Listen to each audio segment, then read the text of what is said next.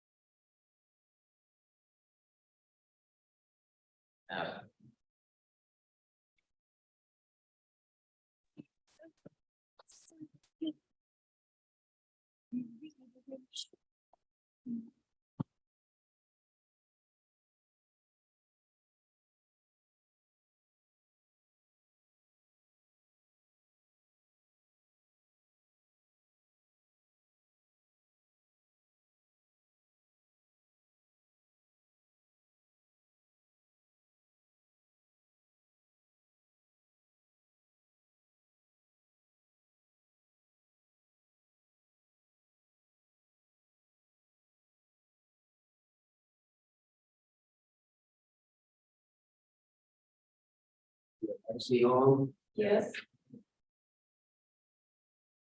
Alexa, can you hear us? Yes. Okay, thank you, sir. I've got 7. You ready to go? Yeah.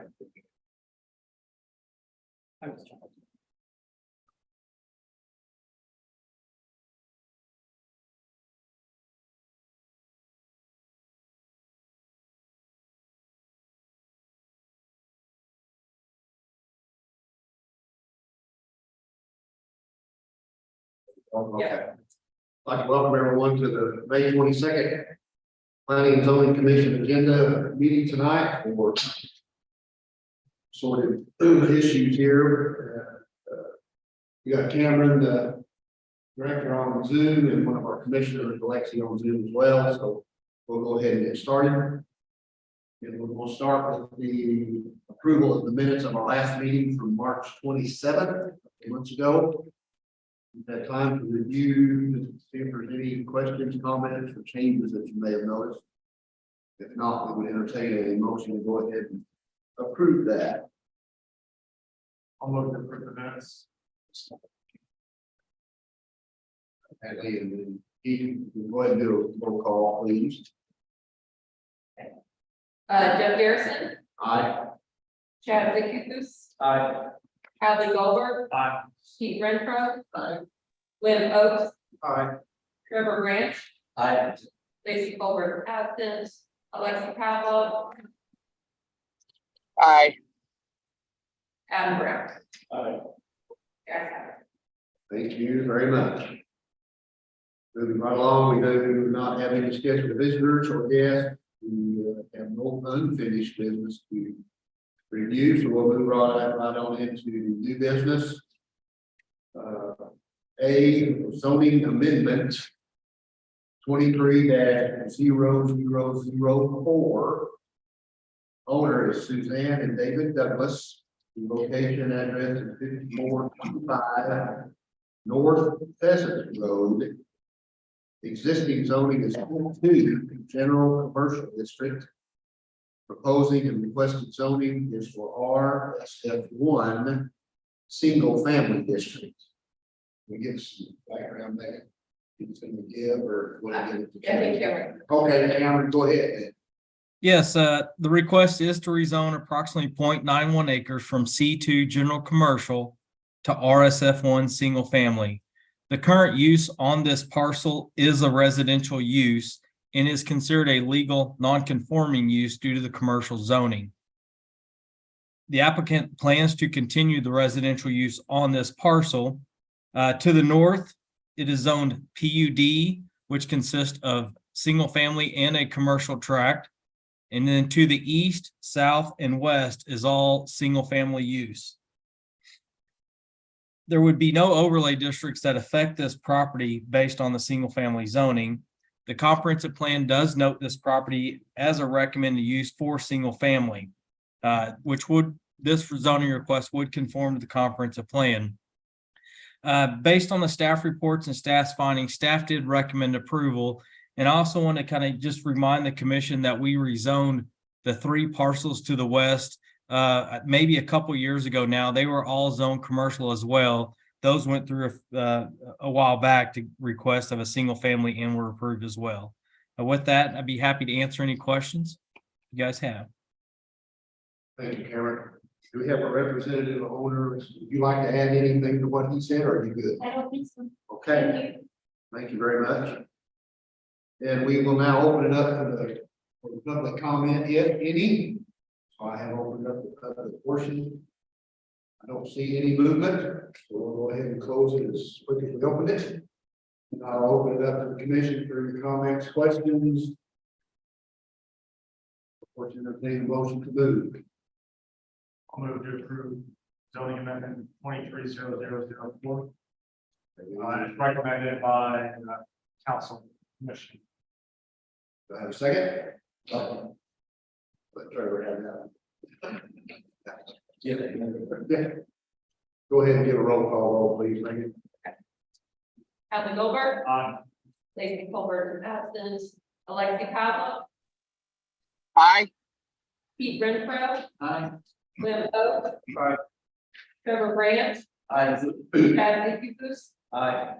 Jeff Garrison, Aye. and Adam Grant. Aye. Guys have it. Very good, thank you, thank you. Now we're gonna move into some ordinance, maintenance and different things.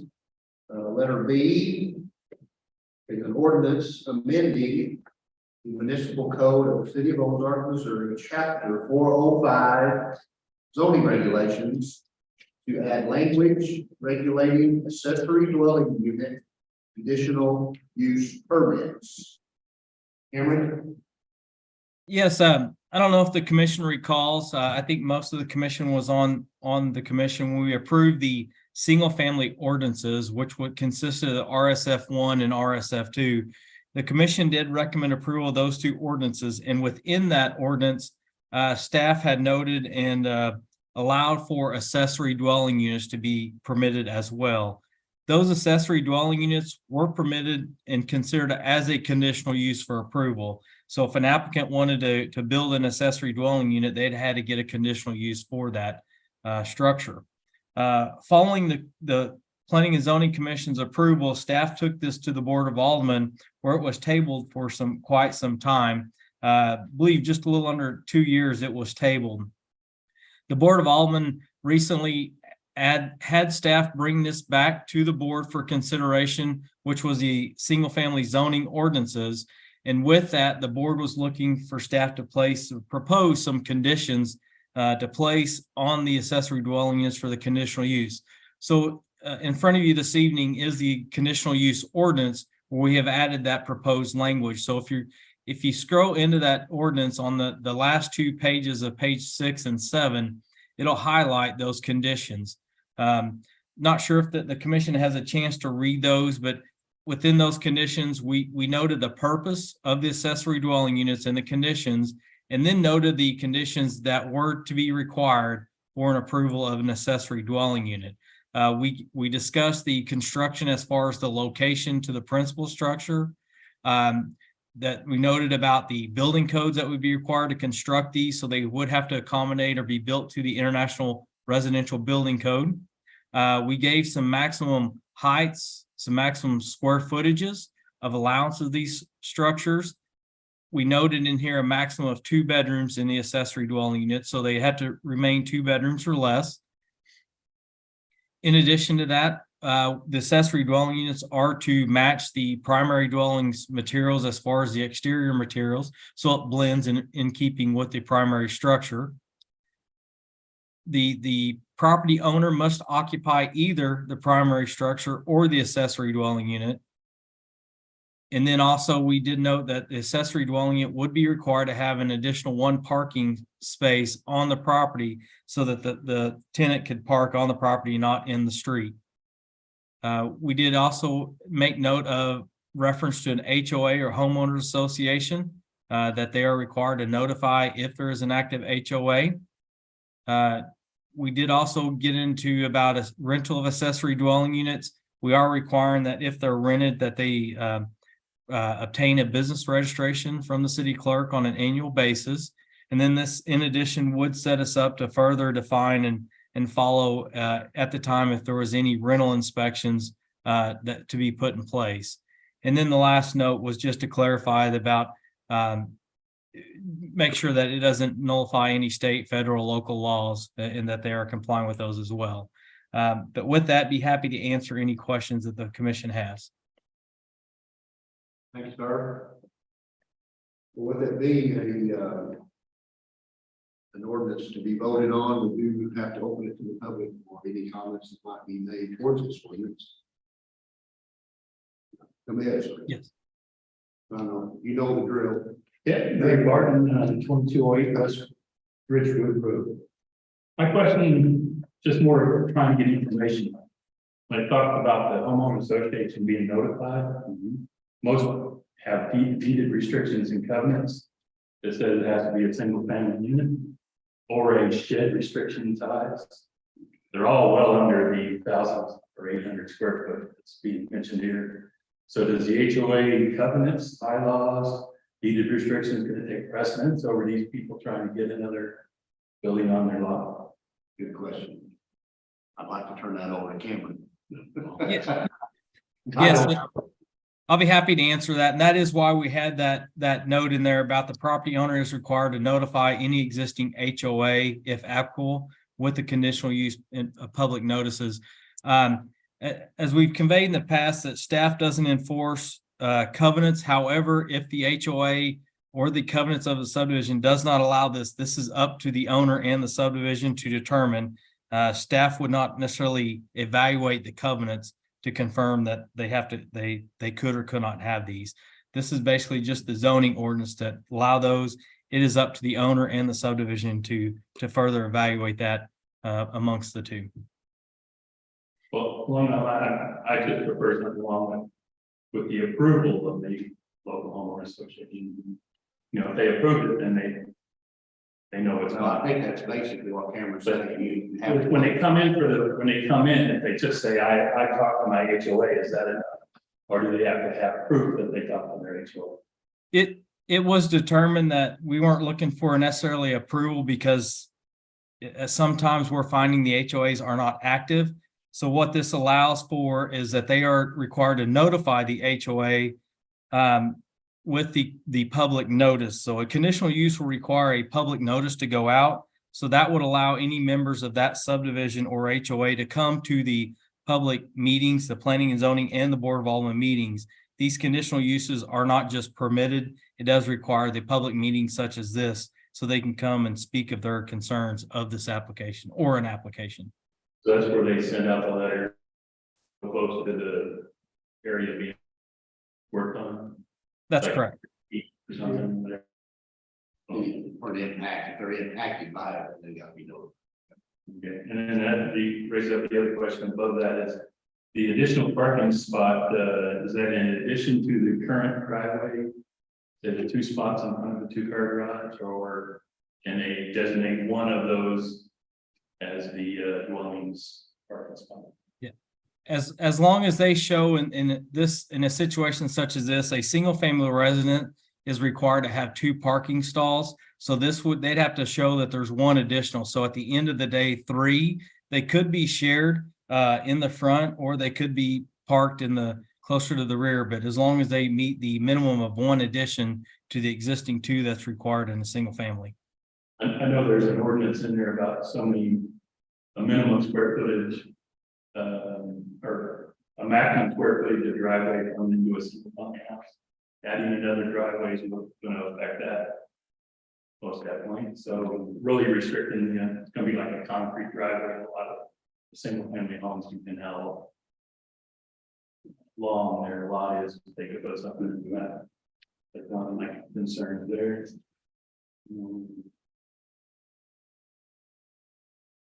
And it says when they present it to you and they say 50% or 1,000 square foot of the dwelling's going to be that's just based on recommendations that you guys will vote on. Said how that's for.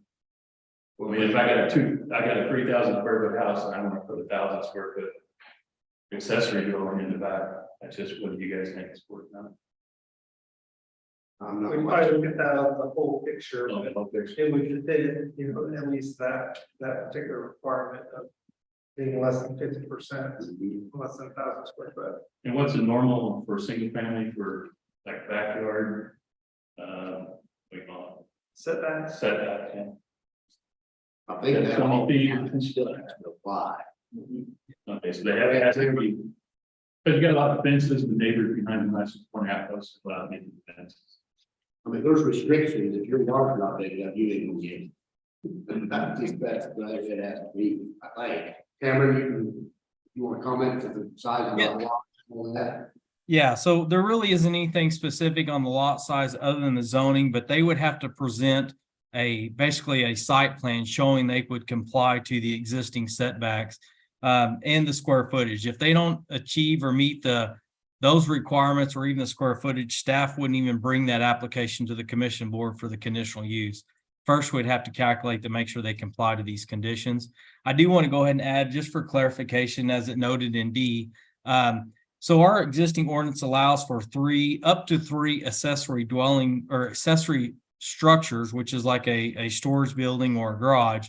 This accessory dwelling unit would count to one of those three and also the maximum coverage of those three. So there are some stipulations on there that they would have to meet before we'd even bring this application to the commission for consideration.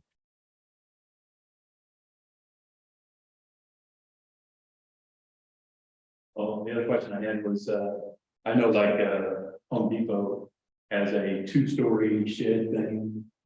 That I see a lot of people online are buying and putting in their backyards in other states. Is that something that would meet the building codes if they put something like that in a 2-story? Basically the monster shed. Right, there's actually a restriction in here that Can't be higher than it cannot be higher than the main dwelling units or dwelling house. Might not exceed that. Okay, I guess what I'm asking is, does this new dwelling need plumbing or something, or is the compost and toilet thing? I can answer that if you'd like.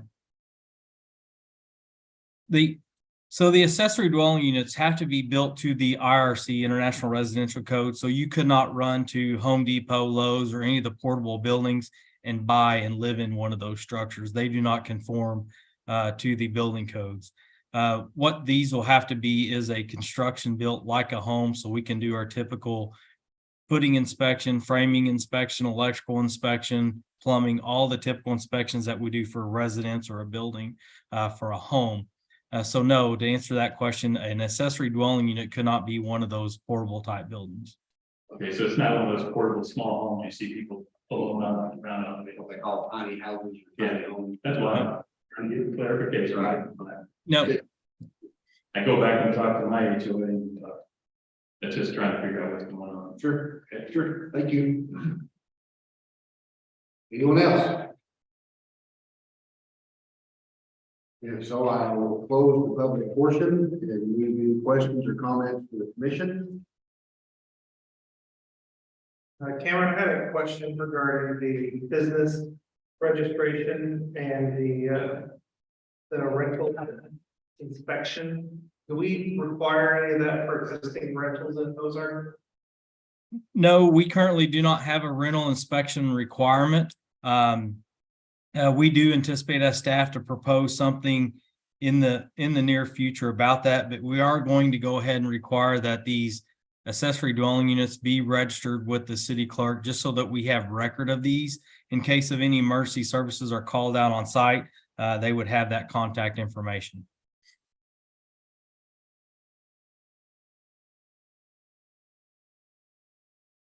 Oh, sorry, go ahead. Cameron, the Yes. laws about the rental for the accessory dwelling units, would that allow short-term rentals also? Yes, right now the city doesn't have any requirements or ordinances in regards to short-term rentals, so these could be used as any existing property in the city currently can be used as long-term or short-term rentals. Does the city tax those rentals? Not at this time. Trevor, go ahead. I have a question. What is the cost for a business permit that the ordinance would require? I believe it is $45. I could be wrong, but off the top of my head, I think it's around $45 and it's good for 1 year, so it gets renewed every year. Yeah, $45. Cameron, if I could give a clarification on the kind of the same subject. I thought I understood you to say they have to register it annually. As- Yes, Is that correct? that's correct. Item K in the ordinance proposes, if it's rented, that the accessory dwelling unit has to be registered annually. So is the inspection required annually or just at time of like enter in and out?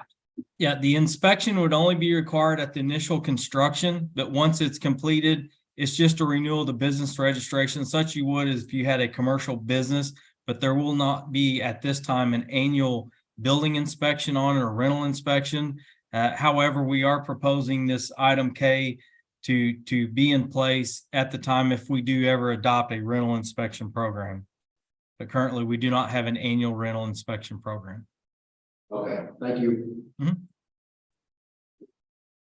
Any other questions or comments, or we would entertain a motion?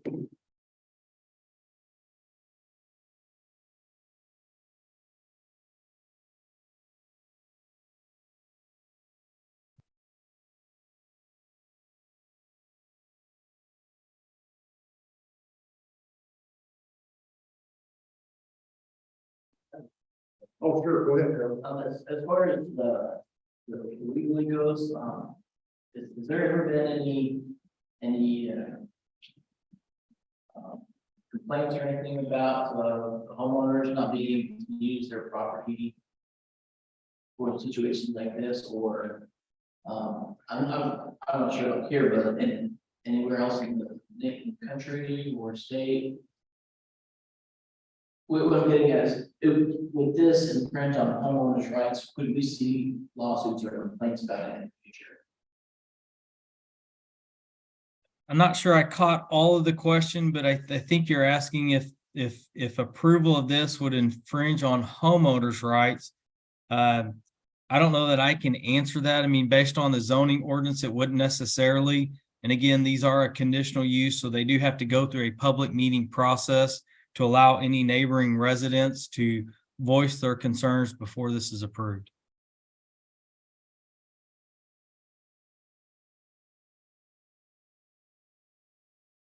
I've been doing my job on having speaker for your microphones, help me with that, we do better so we can hear each other. I figured it was. Do we still need to use those, Megan? Yeah. Okay, that's my fault, sorry. Anyone?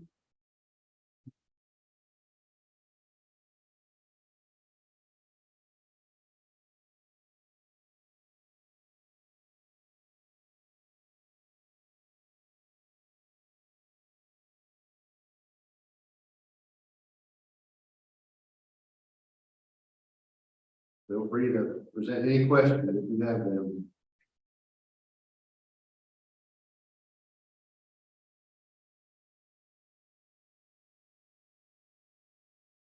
I'll make a motion to approve the amendment of chapter 405 Based on based on the staff recommendations. A second. second, roll call, please, Megan. Pete Renfro, Aye. Lacy Colbert absent, Alexi Pavlov, Aye. Adam Brown, Aye. Jeff Garrison, Aye. Lynn Oaks, Aye. Chad Zinklekus, Aye. Trevor Branch, Nay. and Hadley Goldberg. Aye. Thank you, Megan. Moving on to the next ordinance, subject here, letter C is an ordinance amending the municipal code of the city of Ozark, Missouri, section 405.350, which is C4 design guidelines. Cameron? Yes, this is just an ordinance update or clarification made to further coordinate this with other sections. As staff was working on the landscape ordinance, which is following this ordinance, we'd found a few things that kind of conflicted with other ordinance sections. So we're proposing on this, on the first page, we've updated the refuse storage areas to be screened with a fence of 6 feet high. It did originally say 8. But after looking at section 405-800 of the general standards and screenings, it noted 6 feet. So we were just updating this to confirm or conform to that other ordinance. In addition to that, at the very end of this ordinance, we are updating and just removing a couple sections that no longer apply to our ordinances. Again, item number 9 about the outside storage and screening requirements. Again, that's addressed in section 405-800 in the general standard screening. So there was some conflicts there between that section. So we're just removing that from this chapter. And then in addition, at the very end, it makes reference to lighting standards in C4. Now that the dark sky ordinance has been adopted, and it was adopted a few years ago, it addresses any lighting requirements. So we're just omitting and removing that section from this ordinance. With that, be happy to answer any questions. Thank you, Cameron. And I'll go ahead and open it up to the public for any comment that might be on this ordinance update.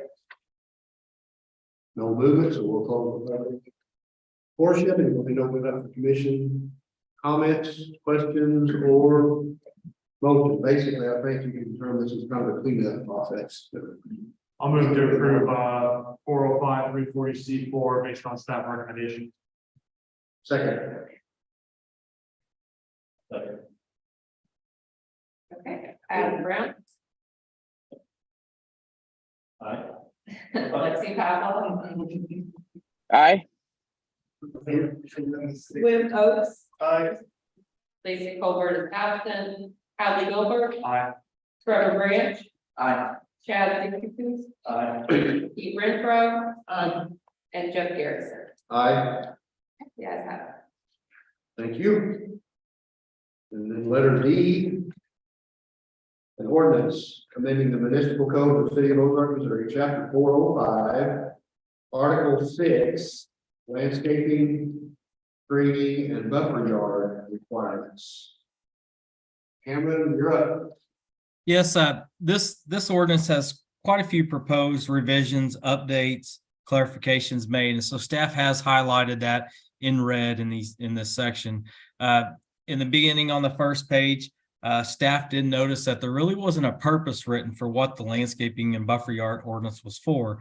And so we've added some language in there for clarification of what the purpose of this ordinance is.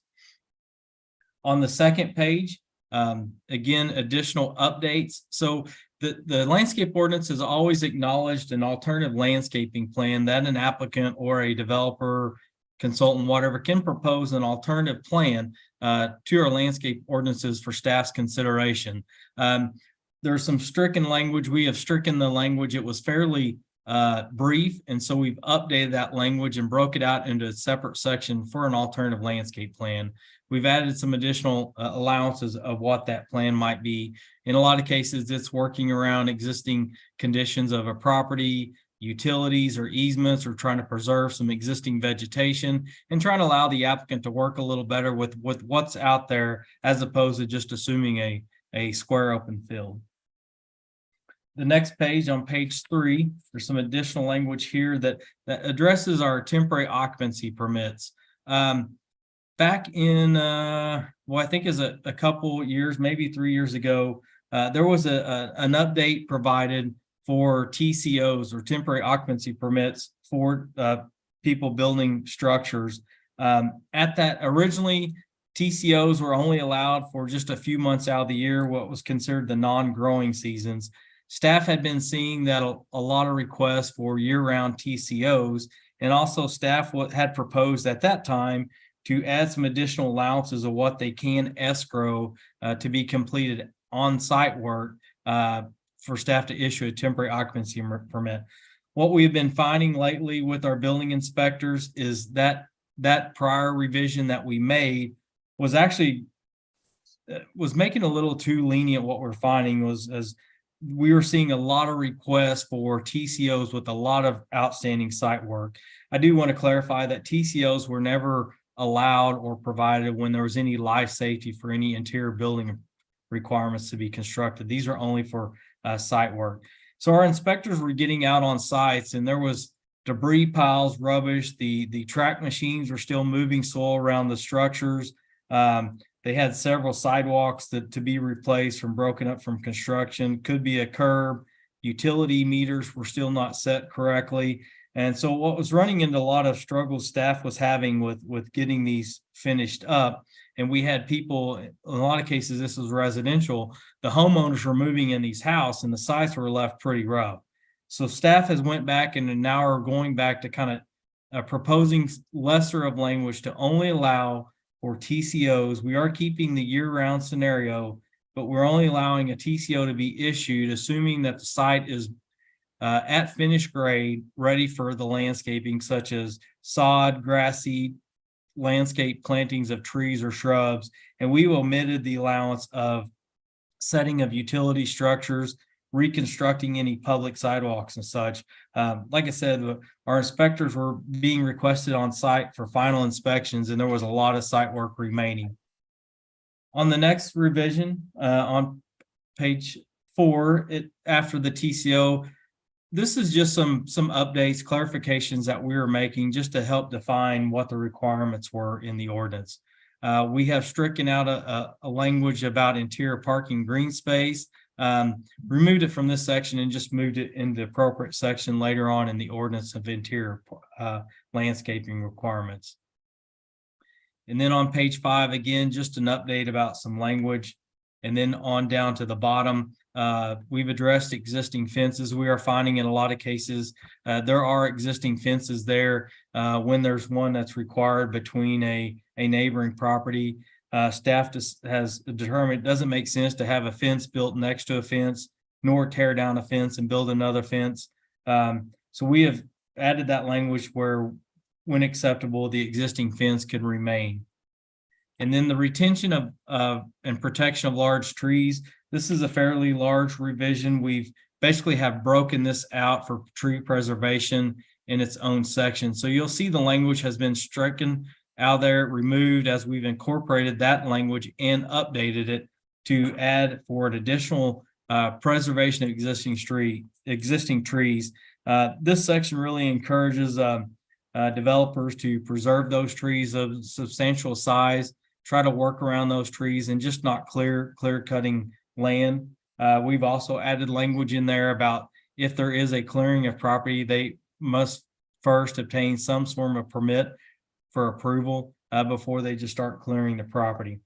So we've added that section in there that kind of takes up this page in the beginning of the next page, and also just clarifying the inventory of that existing tree canopy so that we have that information. Following that, we have updated some of the credit allowances for existing trees. So if there's an existing tree on site you preserve, you're allowed so many credits toward the required additional plantings.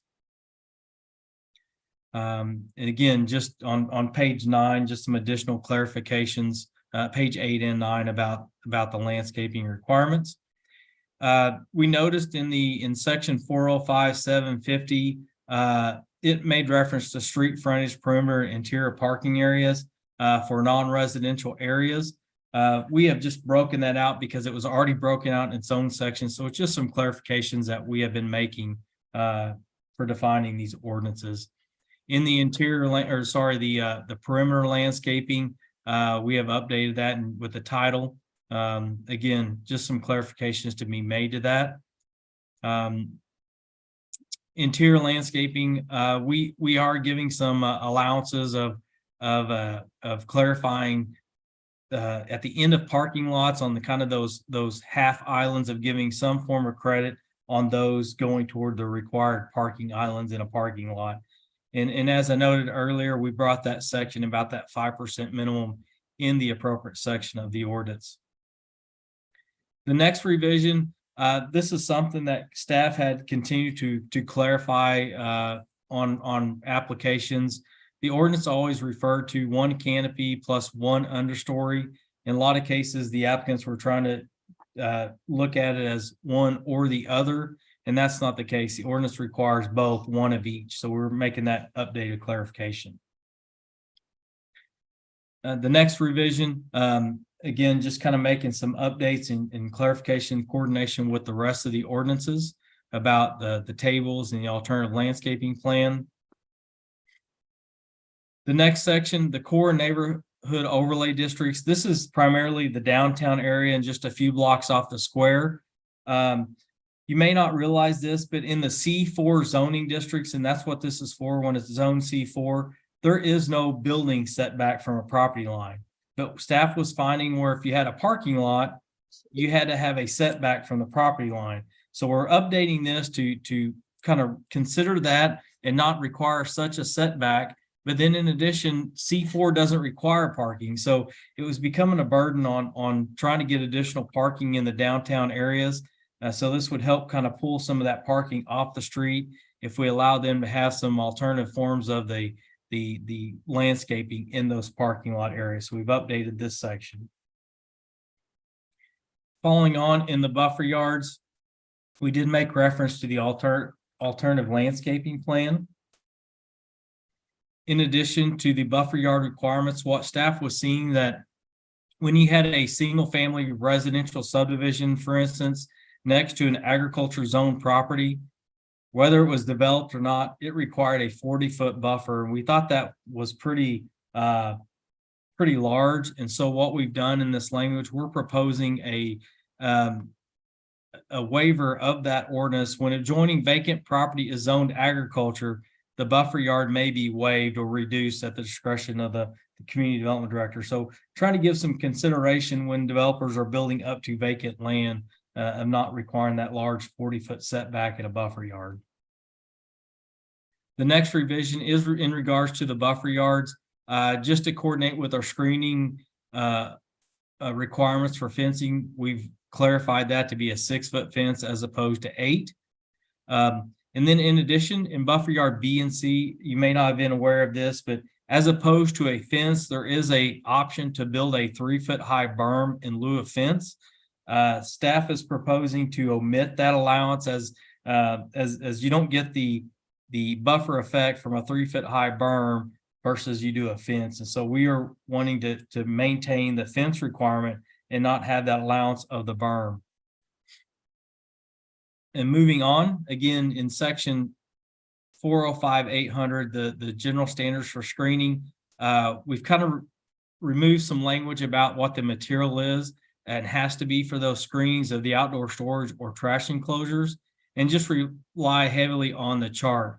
We have stricken out the original chart and updated the chart with a new one to clarify what the material is for the fence or the screening allowance.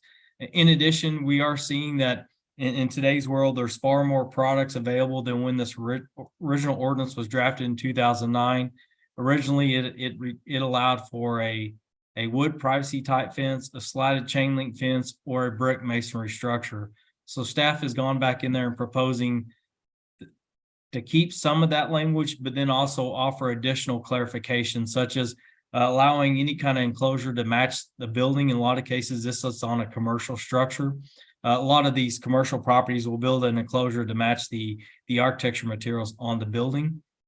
We've addressed or allowed for any type of composite or vinyl type material, something that is more of a permanent long-term. We did clarify, as it was already in there, but staff was seeing some confusion.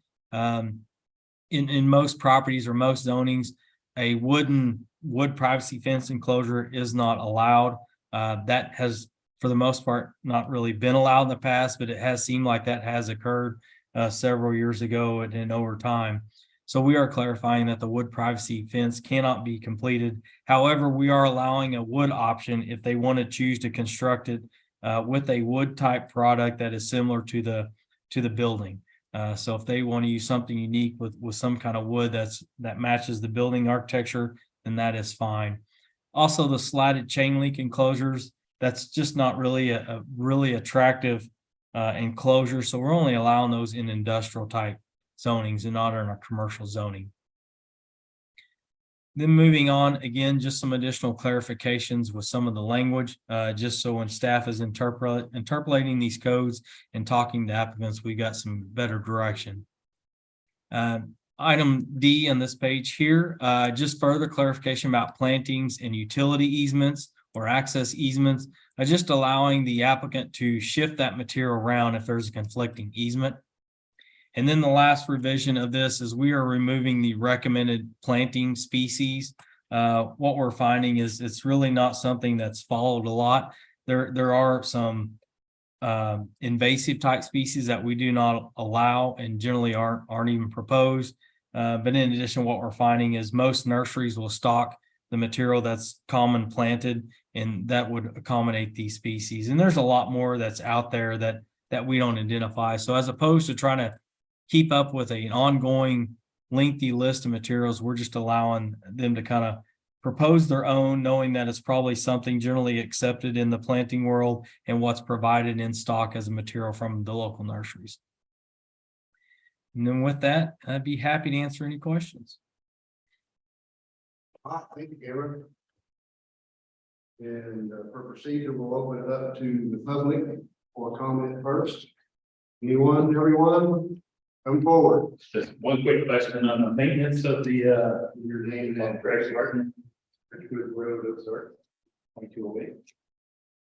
On that, maintenance of the, page 17. I'm sorry, did you say page 17? When those two paragraphs, when it says it can be the HOA or the homeowner, where is that document at? Is that on the final plat? When a decision gets made on who's responsible for buffer yard. 45, 8110. Oh, yeah, that's an existing section in the ordinance. That's not a proposed revision, but yes, the HOA, generally those are clarified in the plating requirements. And there's a note that goes on plats that any buffer yards that are required for a subdivision, those are common areas in order to be owned and maintained by the developer or the homeowners association. There was a lot of confusion between phase 3 and the ridge thing going on about, that buffer yard that's between. It's not really spelled out great in the final plat, but the original developer did it and he sold all the lots to a bunch of little developers. So nobody knows what the whole line, there's a big old line of like, say 10 houses with a buffer yard between them and a multiplex next to it. And a lot of the homeowners now, a lot of those are now renters, and we're running into a lot of problems with the renters not knowing that their responsibility to do it.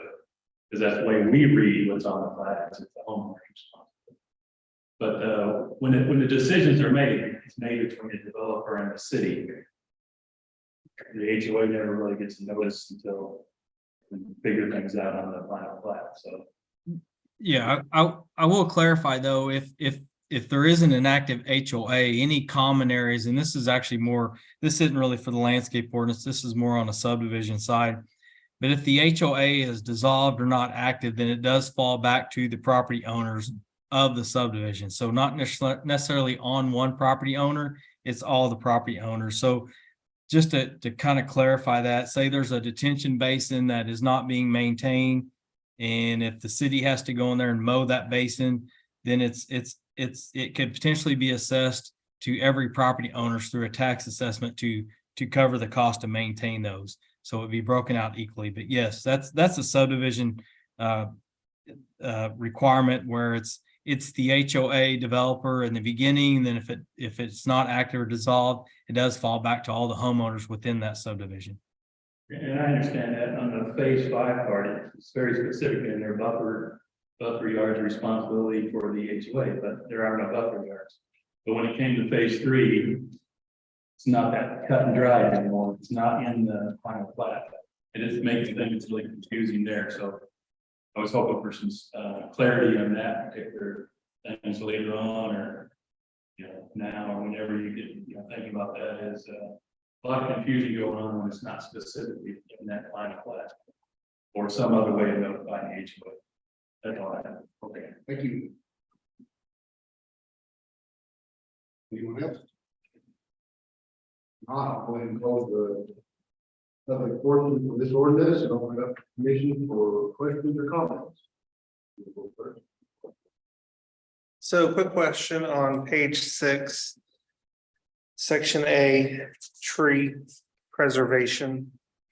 I was curious why this wouldn't apply to residential homes as well. We specifically left it out of single family, knowing that those are smaller tracts. And to be honest, I'm not sure how, as far as code enforcement in complying with that, it'd be difficult to further enforce that on individual single owners. It was more geared toward larger developments of whether it was a large subdivision on one large tract or commercial properties, but just because we just felt like it would be difficult to enforce on a single family home tract when generally there's just one or two trees out there. We propose to leave that out. Thank you.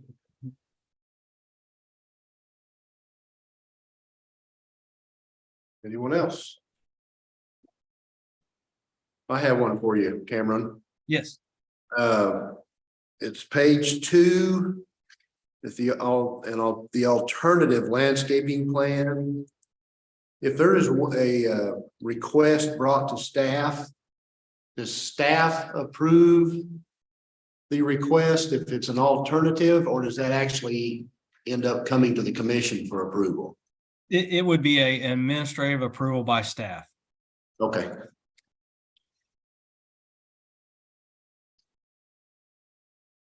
Another question for you. Yeah. Page 14, letter F. So as far as the agricultural buffer yard, so the property that's being built, if it's next to agriculture, they wouldn't have to worry about a buffer card or buffer yard. But should that property change zoning to be commercial, then it would be that person, that property owner's responsibility to create the buffer yard. Well, just to clarify on buffer yards, regardless, both sides of the fence basically are required to have a buffer yard based on what the chart is. So in this case, if say a residential subdivision is built or a commercial and the property to the other side of the fence is a vacant property zoned agriculture, they wouldn't have to put in the buffer on their side. However, if that property to the other side of the fence comes back and develops, they do have to build their side of a buffer. So the buffer yards go on both sides of the property based on the neighboring uses. So initially, if that property is vacant zoned agriculture, a buffer yard wouldn't be required for the neighboring property to develop. But if that zoned agriculture property gets rezoned to, let's just say, commercial, and they develop that as commercial, they would be building their buffer yard based on this chart.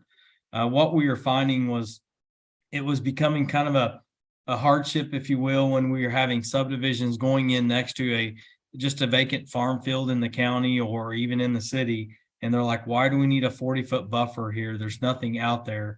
And staff saw the understanding behind that thought. Thank you.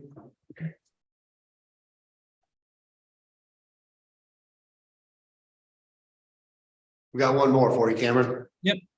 On I thought the initials, the TCO or TOC on where the applicant or whatever developer is required to put it, money back for unfinished landscaping. Yes. Do you have a percentage of times, or does that happen a lot where it's left up to the city to come back and either force or do it themselves with the money that's been laid aside? After the ordinance revision that was complete a few years ago, we had a lot of requests for TCOs. What we are finding staff was struggling to get the builders to finish the work within the 60-day or the 60-day renewal. Staff has yet to collect the money. We've just been continue to work with those applicants to get those completed. So yes, we are seeing a lot of those requests for TCOs. And then there was a few that were struggling, staff was struggling with to get them completed within the time frame. Even prior to this revision and after that ordinance revision of allowing these TCOs, in the fee study staff completed for the 2023 fees, we did require a fee for a TCO. But yes, we were seeing a lot of applications for temporary occupancies permits. And then in some cases, we have one that it was calculated and it was a large industrial development, and it was I think around $73,000 TCO. And so we worked diligently with that developer to try to get that stuff completed. And I think as of this week, he has completed that. So we never want to collect on these TCOs just because it doesn't make sense to go out there at a later date, try to develop these, nor if they were for a single family resident and the city is going out into a residential house that back into a new owner's yard and putting in the landscaping as that developer has already sold and moved on. So the TCO amount is escrowed, is that correct? Yeah, the TCO is a amount that's escrowed, and there's a form. It's not part of the ordinance, but there is a calculation form that basically you plug in. Let's say I've got 3 trees and 4 shrubs and this many square foot of sod. You put it into this formula and it kicks out a cost with a 50% multiplier on there. So you just kind of fill out this form and it calculates what that cost will be. So on a typical single family residence, I think they generally will run anywhere from $1,000 to $2,000 based on that calculation. Okay, thank you. Mhm.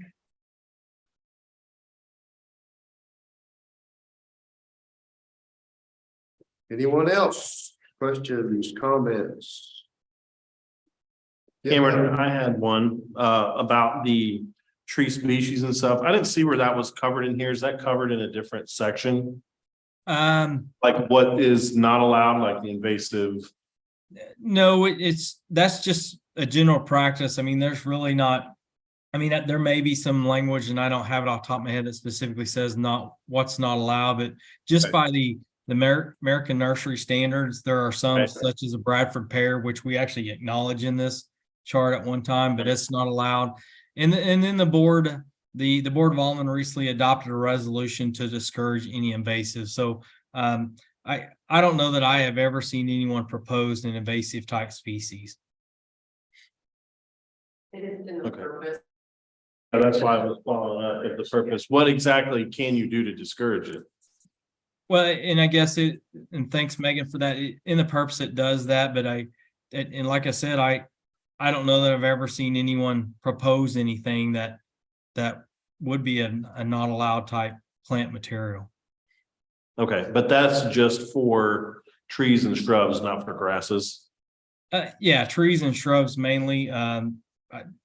Grasses generally are just a fescue type mix, which is a common lawn sod grass. And keep in mind, our ordinance would only pertain to any required plantings. That doesn't mean at some point someone can't go out there and plant something that we're just not aware of. But but yeah, and so we'd only be looking at the landscape plans that are submitted. Okay. Thank you. Anyone else?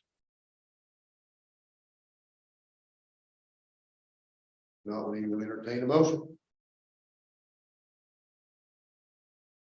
I make a motion to approve amending the municipal code, chapter 405, article 6. Yeah. Landscaping, screening, and buffer yard requirements per staff recommendation. Megan, did you get Hadley on the second? Okay, go ahead and roll call. Glenn Lopes. Aye. Pete Renfro. Aye. Alexi Pavlo. Aye. Lacy Colbert is absent. Bradley Goldberg. Trevor Branch, Aye. Chad Zinkupus, Aye. Adam Brown, Aye. and Jeff Garrison. Aye. Yeah. Thank you, thank you. At the end of that, any discussion among the commission? Yes, sir, Chad. Thank you. Cameron, I've got a general question. When is a neighborhood meeting required? I mean, at rezoning, do you require to have a neighborhood meeting or just certain instances? Can you explain that, please? Yeah, so actually the city of Ozark doesn't require any neighborhood meetings. Staff had proposed a neighborhood meeting requirement maybe 4 years ago. The commission did approve and recommend that to the Board of Aldermen, but the Board of Aldermen chose not to pursue that. So at this time, a neighborhood meeting is not required. So a developer is never required to meet with the neighborhood or present plans or I guess when is the commission meeting and the alderman meeting the only time that the neighborhood can voice their comments and concerns? Yes, that's the only time that's required by our ordinance.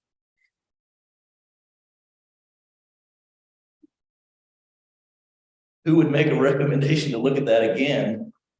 Well, I don't know. I mean, like I said, it potentially will be coming back up, I think, at some point.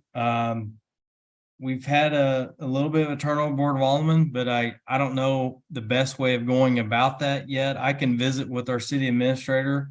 I don't know if it would require an amendment to come back to the Planning and Zoning Commission. It may require, but yeah, like I said, that was proposed several years ago, and it just kind of stalled out where we had several non-legislative meetings and just could never get support from the Board of Aldermen to require these neighborhood meetings. And you're probably familiar with it from Springfield. That's kind of what we mimicked is we proposed a similar ordinance to what Springfield has. Staff, or personally, I highly recommended those because I think it would solve most of the problems that we saw coming to the public meetings, to the chance that allow the neighbors and the developer to have a dialogue and potentially address most of the concerns. I know when I had to do those in the past in my career, it gave an opportunity to address most concerns of the neighbors or just to answer general questions. But moving forward, I don't know that I have a great answer about how we propose that again. It has been discussed by the staff and the board, but it's never been direction given to staff. But I can bring it up with the city administrator to see what his thoughts are on proposing those again. All right, I appreciate that. I just think it's a very important step for, transparency and to involve the neighborhood that's nearest the development. And, I don't know. I think that ought to be something that the developer or the property owner is required to do. And then present those minutes and questions and discussions of that meeting to the commission and the alderman. Yep. Yes, I agree. Anyone else? If not, administrative comments. Cameron, anything additional? I don't have anything additional to add at this time. Thank you, sir. Megan? With your packets, I printed off the single family residential updates that just passed a couple months ago through the Board of Aldermen. So that is retiring all the current R1s, except for R1P, that stays in place. That's our patio homes. But that is now our RSF1 and RSF2 and those requirements. And you just rezone something, or you voted to approve recommendation of rezoning something to RSF1 tonight. So that's our process. I would highly recommend everybody review that. Mhm. And just to ask a question, Cameron, how long ago did we send it through to the alderman and it got tabled for quite some time? Yeah. So I'm going to say, so the Board of Aldermen approved it maybe a couple months ago, and it was tabled right at 18 months with the Board of Aldermen. So I'm going to say that the P&Z Commission made that recommendation about 21, 22 months ago to the Board of Aldermen. So not quite 2 years. Yeah. But yeah, it'd be good to familiarize yourself with that because it does take precedence now. Mr. Mayor, would you like to comment? Last question, why was the table that long? Did you hear him, Cameron? What's that? Mr. Mayor wants to know why it was tabled so long. You've only got 5 minutes. Yeah, well, several reasons. There was several non-legislative meetings to discuss, but the primary concern was this was a 62-page ordinance proposed revision. A lot of it was just cleanup because of the new names and stuff. But when I got to page 2 to talk about accessory dwelling units, that's where it got tabled. And so we never really got to discuss it much during the public meetings until we got to some non-legislative, but there was a lot of concerns and discussions about accessory dwelling units. And so when the Board of Aldermen finally approved the ordinance, just say a couple months ago, they placed an approval on the condition that we shall not propose or submit a accessory dwelling unit until these conditions were approved that you guys reviewed tonight. So that was the biggest concern was accessory dwelling units. And there was a lot of discussion back and forth at that time. There was a little bit of discussion about the common areas required. And so staff did have several proposed revisions throughout those 18 months to revise as far as mostly on RSF 1. But at the end of the day, what was requested of staff is to bring back the recommended ordinance that the Planning and Zoning Commission recommended to the board. With that, I wouldn't be surprised if staff isn't working on an additional revision in the near future in regards to the common areas and single family subdivisions. You good? Thank you, Cameron. Yeah. We only lack one thing. Motion to adjourn. Do I have one? Motion to adjourn. Second? Second. All in favor, say aye. Aye. All right, guys, have it. Thank you, everyone, for being here so much. Thank you, Cameron. Thanks.